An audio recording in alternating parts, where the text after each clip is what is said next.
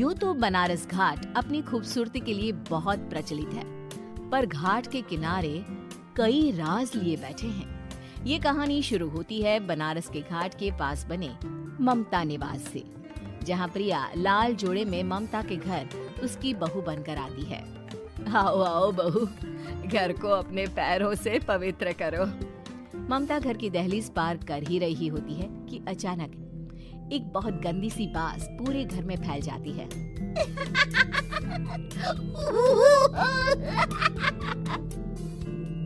ये बदबू और ये आवाजें, ये कौन हंस रहा है माँ? अब ये पड़ोसी ना हमारे थोड़े अलग से है। कहाँ हम शाकाहारी और ये मांस मच्छी खाने वाले। छोड़, तू ध्यान मत दे और गृह प्रवेश कर। और हाँ बहू, अपनी सास की एक बात हमेशा याद रखना, इन पड़ोसियों से तो कभी बात नहीं करेगी। अच्छे लोग नहीं है ये। अपनी सास की ये बात मानेगी ना बेटा? हाँ माँ, जो आपकी मर्जी, मैं उनसे बात नहीं करूंगी। अगले दिन प्रिया अपनी पहली रसोई बनाने रसोई घर में जाती है। ये छोटी बात तो नाक में जा रही है। एक काम करती हूँ, खिड़की खोल देती हूँ। प्रिया खिड़की खोलने जाती है। इतने जाले, लगता है इस खिड़की को कभी खोला ही नहीं गया। पर ऐसा क्यों? ओह, नॉन वेज की स्मेल आती होगी ना। 2 मिनट के लिए खोल लेती हूँ, फिर बंद कर दूंगी। प्रिया खिड़की खोलती है। खिड़की खोलते ही उसकी नजर सामने वाले घर की खिड़की पर पड़ती है, जहाँ एक लड़की खड़ी होती है। हाथों में मेहंदी, लाल रंग की साड़ी, बिल्कुल सजी धजी, मानो प्रिया की तरह ही वो भी नई नवेली बहू हो। वो प्रिया को देखकर मुस्कुराती है। हे भगवान, माँ ने तो इनसे बात करने को मना किया था। प्रिया फौरन ही खिड़की बंद कर देती है और तवे पर चढ़े रोटी की ओर देखने लगती है, पर वहाँ रोटी न होकर मछली पड़ी होती है। ये क्या? पहली ही रसोई में इतनी बड़ी गलती। हे भगवान, अब मैं क्या करूं? प्रिया बहुत डर जाती है और फौरन रसोई की सफाई करने और फिर सभी के लिए खाना बनाने लग जाती है।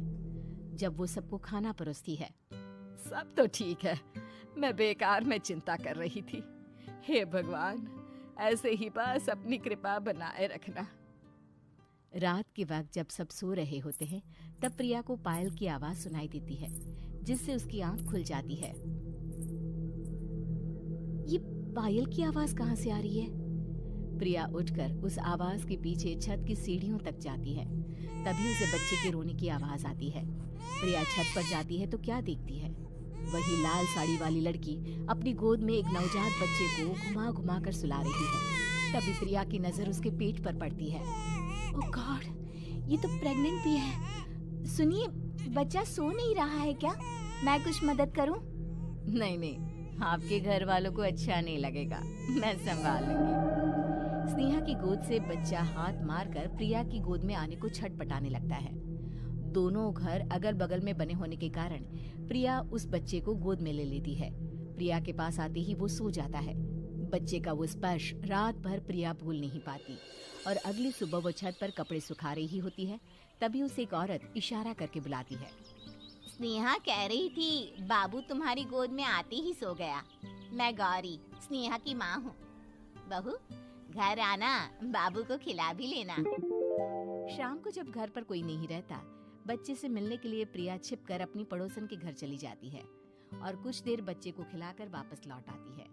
इसके कुछ दिन बाद ही प्रिया को पता चलता है कि वो माँ बनने वाली है। ममता की खुशी का ठिकाना नहीं रहता।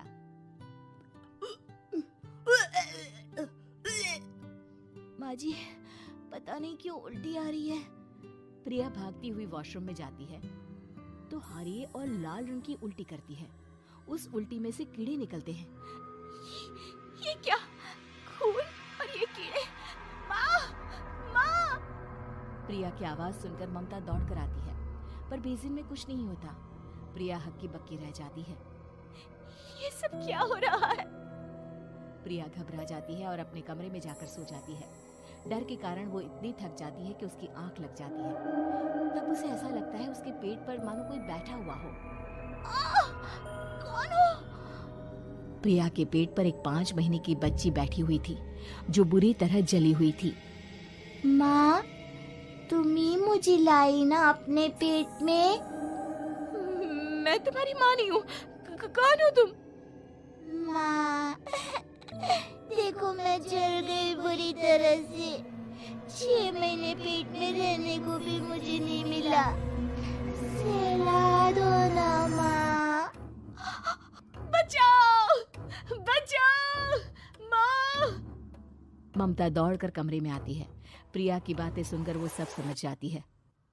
तू कहीं बगल वाले घर में तो नहीं जाकर आई ना बहू? मुझे माफ कर दो, मैं गई थी माँ।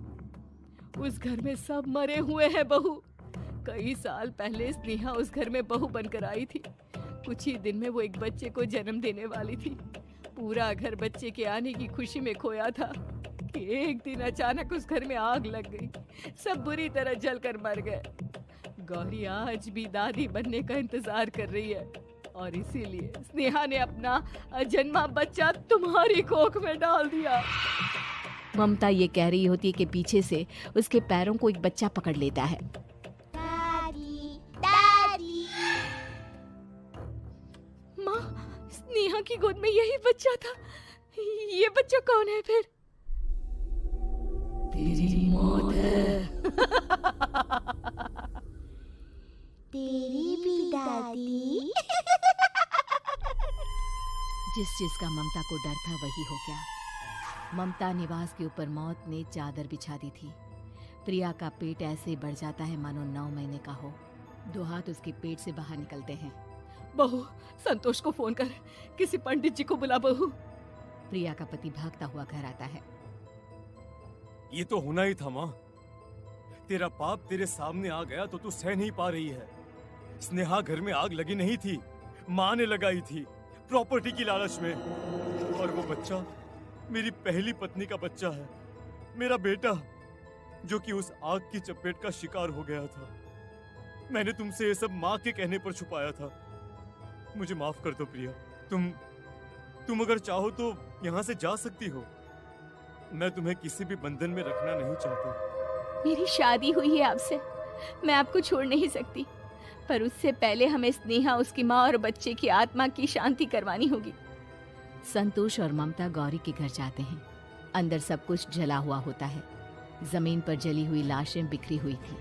ममता रो रो कर अपनी करने की माफी गौरी से मांगती है।